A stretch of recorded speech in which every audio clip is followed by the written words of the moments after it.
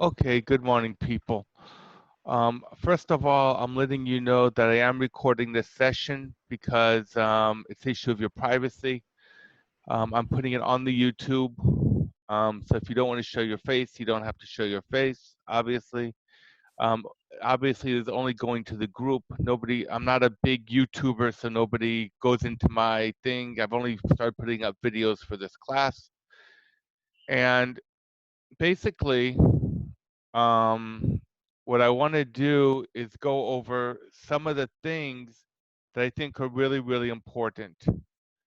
The first thing is about the plan that you have submitted to me, and I obviously it's obvious that a lot of you have never been forced to actually put together a plan in the past. So I want to give you an example of what goes into a plan. And in a plan, all the actions that you have to take to do a task, every small action. For instance, one thing I have to do is set up an interview, right? If I want to interview, I have to set the interview up, I have to arrange it. That is one task. In order to set up that interview, what is the other task that I have to do? I have to look online for contact people. I have to look online for their phone numbers. I have to gather information about them. What are all the things that I have to do?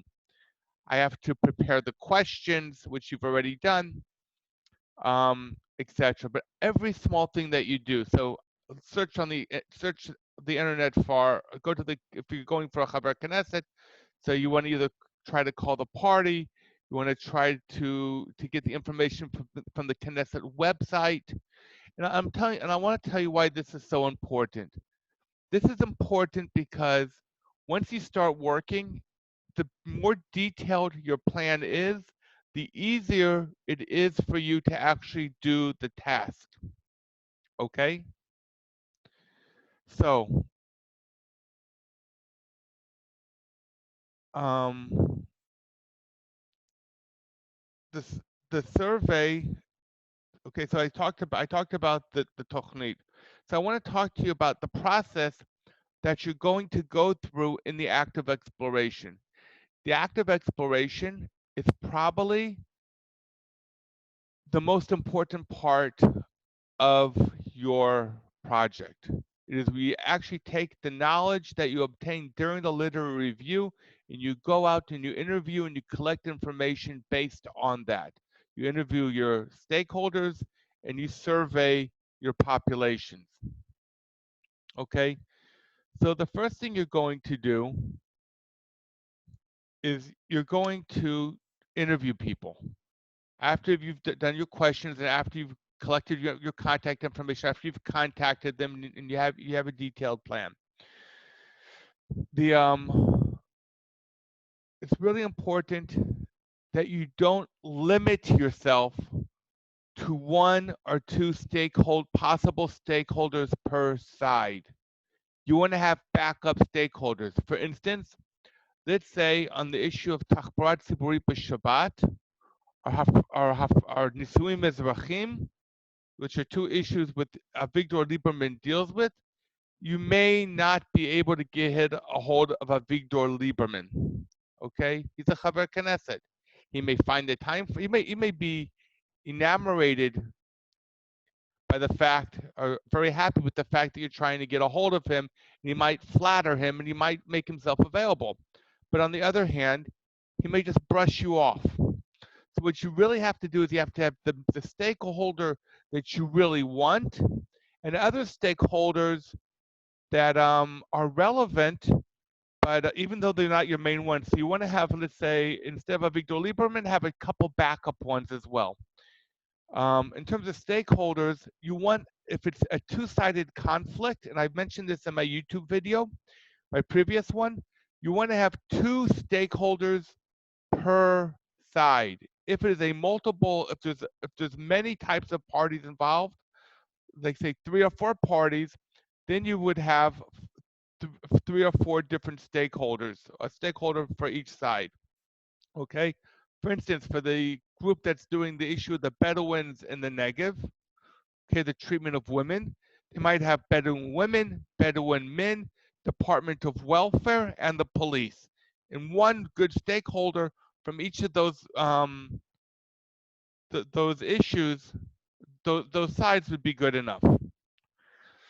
So how do I go about getting the, after I have my questions, I've done my research, and I have my questions, so basically, and I have backup stakeholders just in case I can't get a hold of the real stakeholders I want, I conduct my interviews. As I am conducting my interview, I do what is called ibud nitunim, okay? I process what I am getting. And how do I process that? After somebody answers a question, you do what's called shikuf. And the shikuf basically says, if I understand what you mean, it is basically you repeated them what they said to make sure you understood what they said. And they will either tell you, yes, you understood me, or no, you did understand me. And then if you said, no, you did not understand me, and they're quiet, say, okay, could you please explain what you meant? It's a really important thing. לשקף מה שאמרו, אם הם אומרים, שהבנת, אתה ממשיך, ואם לא, תבקש מהם מה הם התכוונו, ולשקף מה שהם אמרו בפעם השנייה, לוודאות שבאמת הבנת. Okay? This allows you also to do two things. You have your base question. After you do the shikuf on the base question, and they are okay, the shikuf also gives you time to think about what has been said, and allows you to go to shelot omek that you did not write down previously. You should always be thinking what other questions you can ask. It is not really good enough, okay, or proper in an interview just to ask the 7 or 8 questions that you have. Other questions will come up. Your brain has to be functioning very actively during the interview. And therefore, you get to Shelot Omek. A very, very important question to ask at the end of every interview is, would you like to add anything? Is there anything that I did not ask that I should have asked? Did I miss something? Ask those questions. You will be surprised how many times people will say, you should have asked, I would like to add something. If you don't make that statement at the end of the interview, then you will be missing something. I was a journalist for 5 years. I always ask that question, and you would be surprised how much good information I got at the end of my interview because of those type of questions. Because people, they're sometimes dying to say something, and they're thinking, should I ask it? He didn't ask me, azov. But if you ask that question, okay? At the end of the interview, after you've asked your question, did I miss anything that I should have asked? Is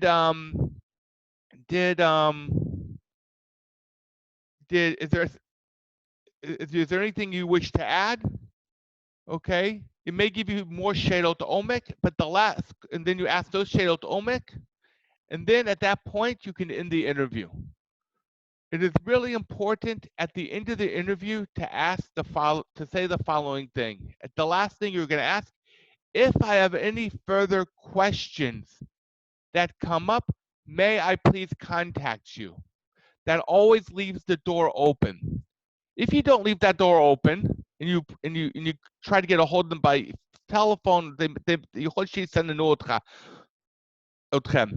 however, if they already committed to allowing you, even just the one word yes, and they know they've committed to allowing you to come back and ask them questions, then the odds of being able to get in contact with them when you're writing things up and something isn't clear for you, it's a lot higher that you'll be able to get back in touch with that contact person.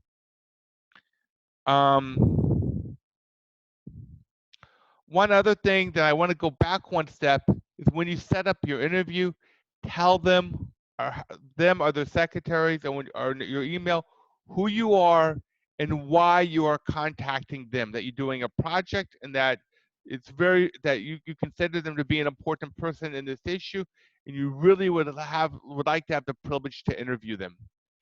להתחנף להם לא מזיק. Okay? After you do your interview, you do a ktivat sikum. The ktivat sikum that you do for each shareholder, what are their positions and what are their interests? And you have to go into omek on the interest. You have to go deep. For instance, the position is, if you're Haredi, we don't want public transportation on Shabbat. Why? It's against halakha. And halakha is important to us. Okay, we understand why halakha is important to them. Okay, but why is it so important for you that the entire country follow halakha? Okay, because it's a Jewish country. Why is it important for you that this country have a halachic be Jewish, and why only this type of Jewish? Okay, you can try to get down to the root emotional belief that somebody has. A lot of you are doing religion. You're doing religious issues, and basically, what you need to do is get down to the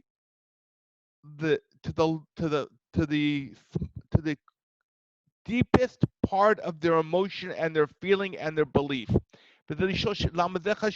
כן, הבנתי שככה וככה וככה, ואני רוצה להבין למה זה דווקא זה חשוב לך, אוקיי? לא לעשות את זה בצורה מוגזמת לחלוטין, אבל לא להתבייש להיכנס לשאלות עומק. Don't be embarrassed to take it down deeper. Okay? Are there any questions at this point before I go ahead?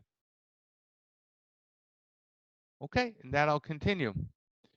Okay, so you talk about the positions, ha'emdot, what they want, their interest, why they want it. Okay, you should have some idea what the positions are now, why they want it, but you want to go to the deeper interests, the deeper reasons they want it when you're interviewing. Okay, not something that's deeper than what you found in the literature.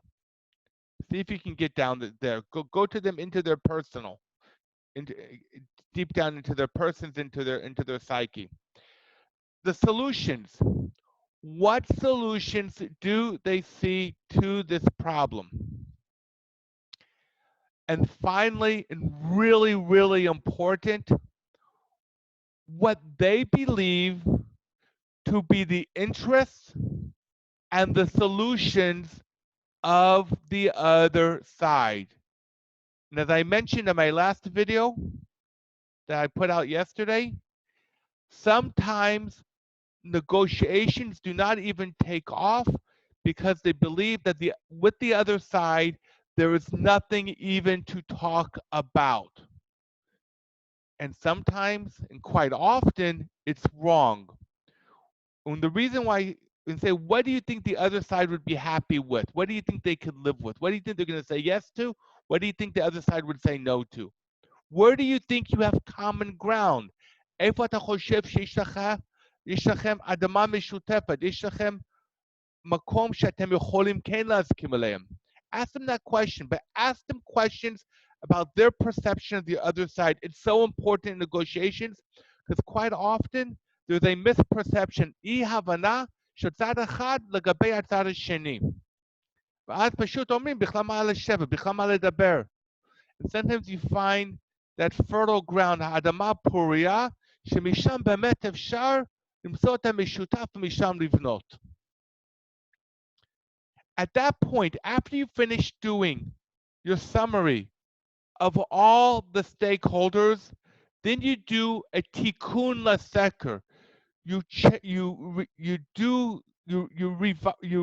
redo your seker. You make the changes. Why? Oh, by the way, before I forget, your seker, depending who you're interviewing, be Ivrit in Hebrew or in Aravit, Arabic. Okay, I know you wrote them from me in English. I'm allowing you, you will write it from me in English, but the ones that you'll actually be handing out will be in Hebrew or Arabic because most people don't speak English the way you do, and Baruch Hashem, you have wonderful English. So the tikkun of the seker, why am I changing my seker now?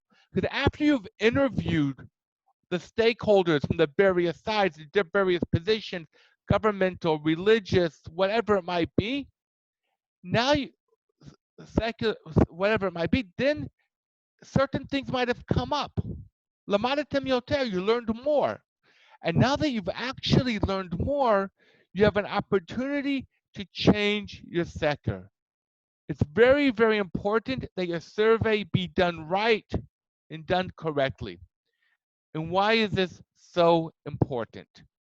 When you do an interview, you have the opportunity, if you left yourself open, may I please contact you with further questions, and how would you like me to contact? By email, by phone, whatever, however they want the further questions to be answered. With a seker, once you do your seker, it's finished. So you have to say, okay, now this is my seker. This is what I learned from my active exploration with my stakeholders. How can my seker, how can my survey be made better? So change your survey after you finish all the work with the stakeholders.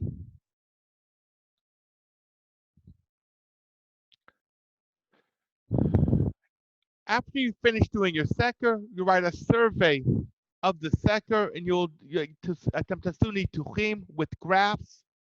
That means you might want to do it by male, female, religious, non-religious, religious, non-religious, Masorti, Haredi, Dati, Leumi. Whoever the main groups are, divided up according to that.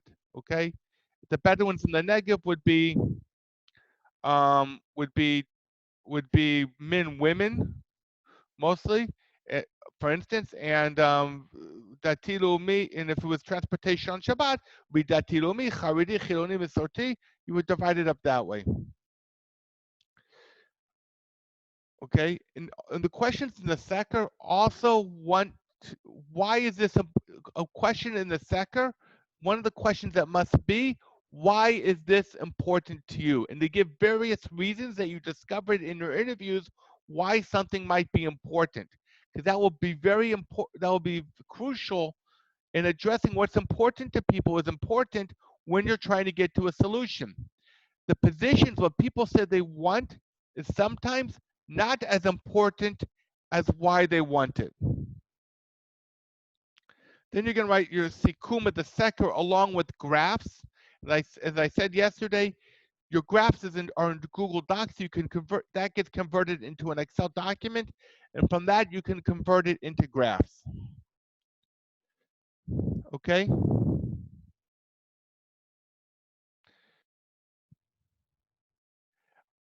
The next topic, which we're not going to cover now, we're going to have a lesson on how we conduct the solutions. Okay, when we, in the okay, you're gonna do is how do that the next part of the after you do the active exploration are coming up with 2 or 3 possible solutions, choosing a possible solution, and deciding how we're going to choose that. But that I'm going to do with you in a separate meeting. Okay, a very important thing is all the tikkunim, all the corrections to the previous sections, be it the brainstorming that you did, your literary review, or your planning for the active exploration, including a detailed timeline, very detailed timeline. All the little things you need to do has to be turned in by Sunday. On Sunday, you start your active exploration for 2 weeks. Okay? Are there any questions at this point? I'm now open for questions. Anybody like to turn on their mics? Okay. Is anybody still here? That's a better question. I know, but people are here. Are there any questions? Leah, Ophir, Maya, Roni? I have a question. Yes. No, I don't. Oh, you don't have any questions? No. Okay. If no further questions, Maya, you have a question? Or you don't have any? Is that thumbs up because you don't have a question, because you have a question? Ronnie, any questions? לא, אין לי. Ophir? No. Okay. So I'm gonna put in case you want to see this again, it'll be as a YouTube. And did I help you with anything today in terms of any tips or anything? Was it useful for anybody today? Yeah, it helped. It did. Okay. Okay.